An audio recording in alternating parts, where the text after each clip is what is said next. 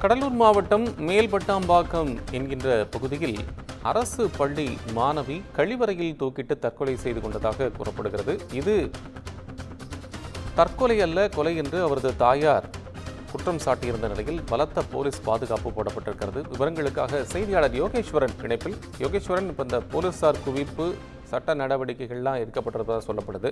என்னதான் அங்கே இருக்கக்கூடிய உண்மையான நிலைமை?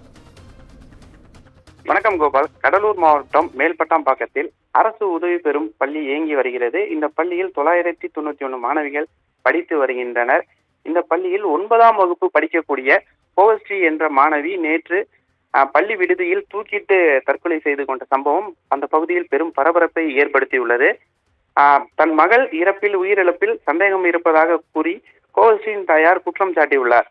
அதைத் தொடர்ந்து தாயாரின் குற்றச்சாட்டை ஏற்று இன்று பள்ளிக்கு பலத்த போலீஸ் பாதுகாப்பானது போடப்பட்டுள்ளது.